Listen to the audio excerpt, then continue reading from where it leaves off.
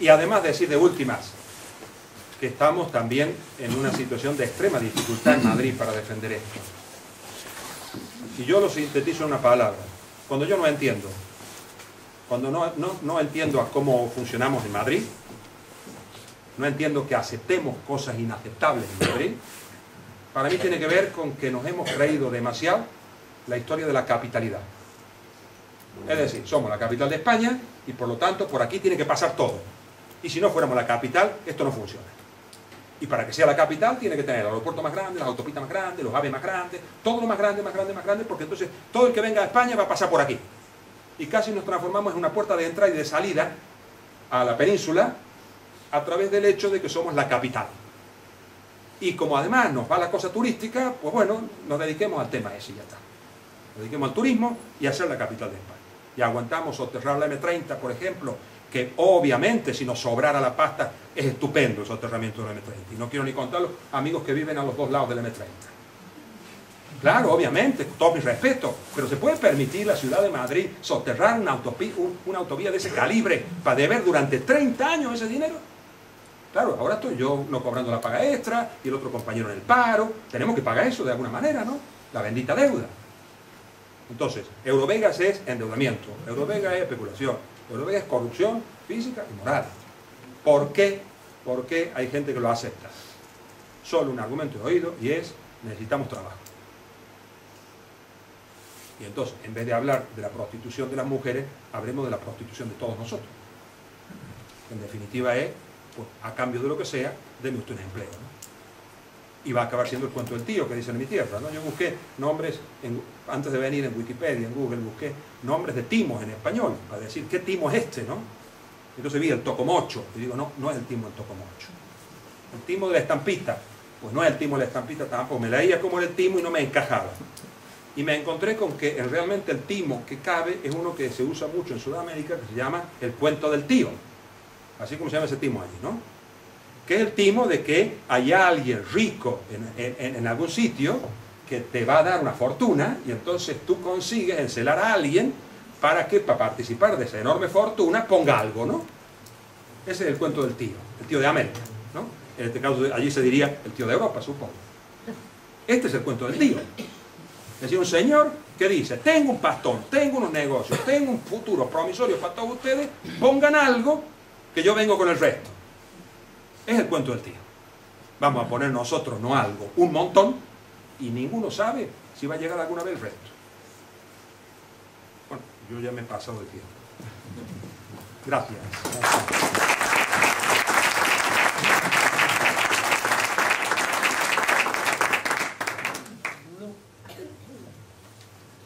No sé qué decir. No sé muy bien qué aportar después de la estupenda conferencia de Daniel. Bueno, muchas gracias por permitirme compartir con ustedes algunas reflexiones.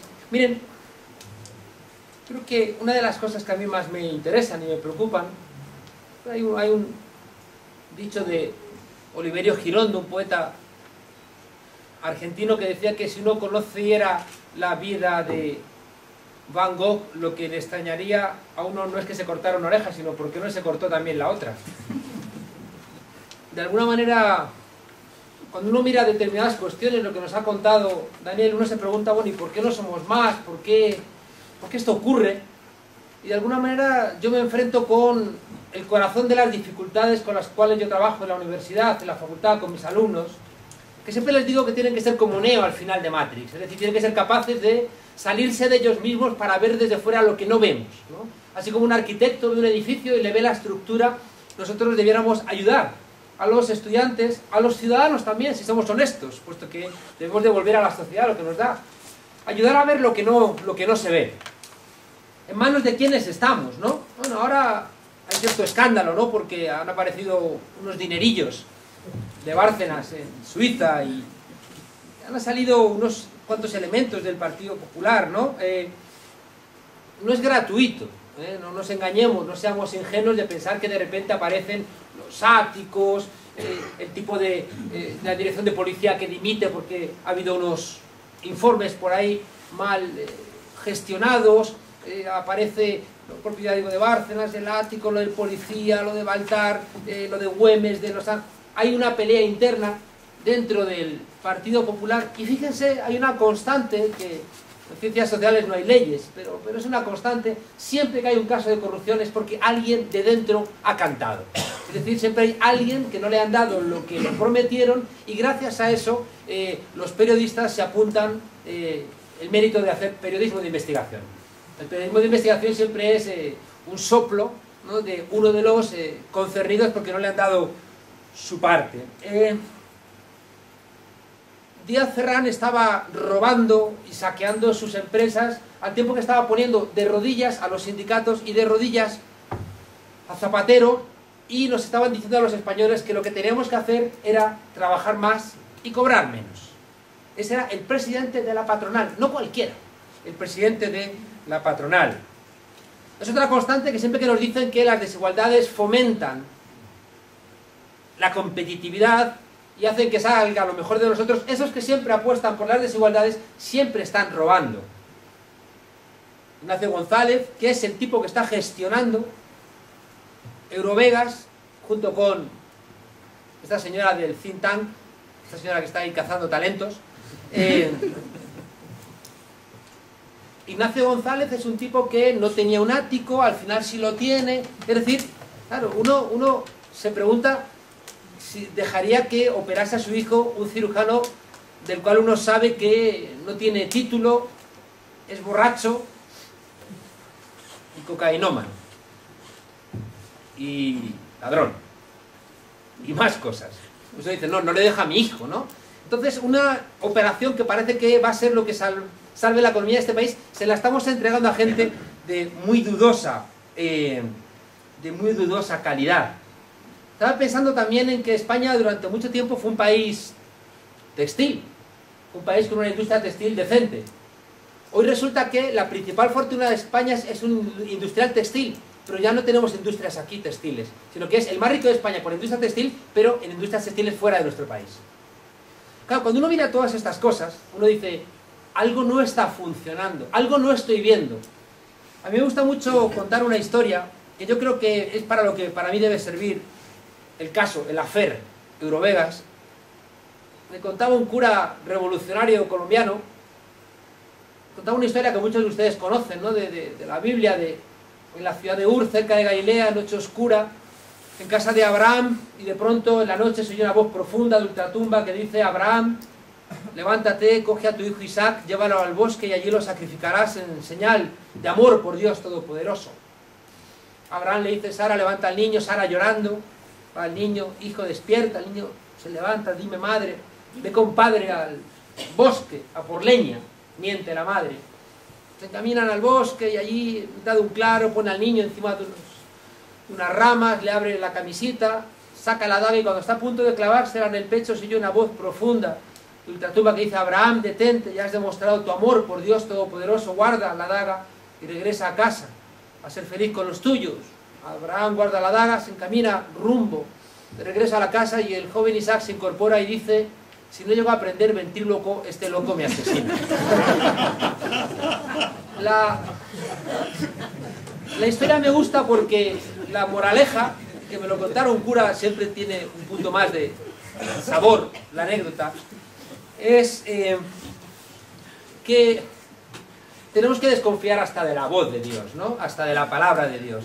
Porque fíjense ustedes, estamos en un momento histórico en donde la gente canalla está envalentonada y la gente honrada está perpleja. Y en este momento donde los canallas están envalentonados y los honrados están perplejos, en un momento en donde parece que la oferta que te hacen es quédate con el dinero de los demás, quien está dispuesto a hacerlo le va bien, porque va a ser de esa minoría que va a poder montarse en los botes del Titanic. Pero el grueso de la gente que es honrada y no está dispuesta ni siquiera a salvarse con unos cuantos cadáveres en sus espaldas, ya digo, anda perpleja, y es en este contexto de perplejidad y encanallamiento donde surge el proyecto de canallas conocido como el affair o el caso Eurovegas, ¿no? Miren, me gustaría reflexionar un poco acerca de por qué picamos en estas cosas, como bien decía Daniel. ¿Cuál es el sustrato de lo que está ocurriendo para que pasen estas cosas?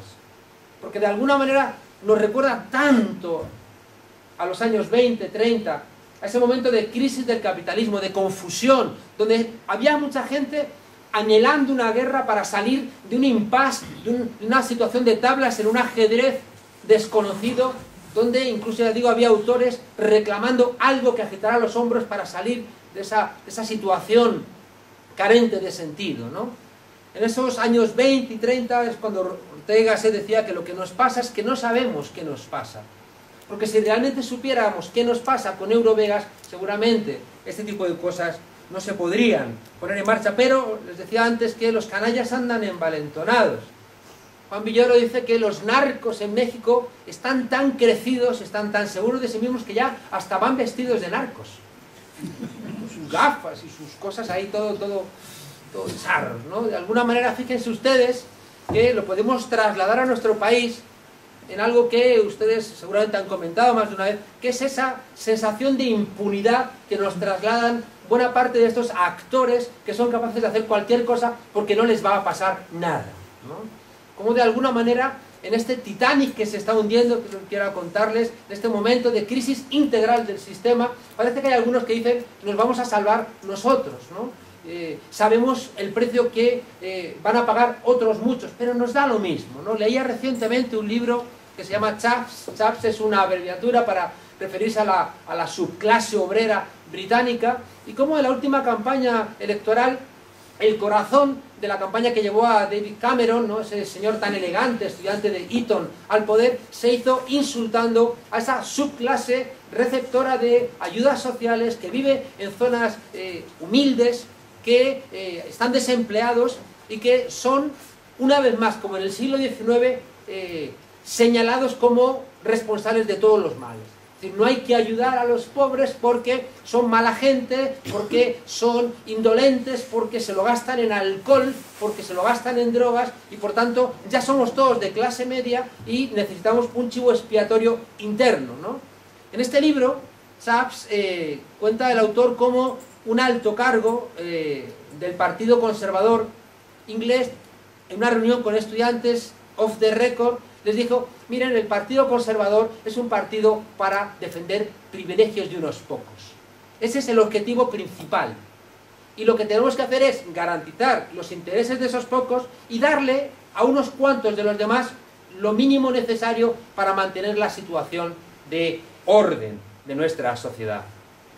Fíjense, les insisto que esto que nos están planteando, ¿no? Esta economía de casino, especulativa, espectacular, solamente tiene sentido en tanto en cuanto, ya digo, en tanto en cuanto no veamos realmente los intereses de esta gente, porque vivimos en la perplejidad. Y querría comentarles 4 o 5 cosas que tienen que ver con herramientas para intentar ver eso que no se ve, y que cuando lo ves, es como cuando de repente ves en una película el micrófono y ya se pierde todo el clímax y ya no se te va a escapar el lagrimón, porque has visto que están buscándolo, ¿no? Que están intentando construirte eso, pero de repente te has salido, has visto la jugada y dices: no, ya no os creo.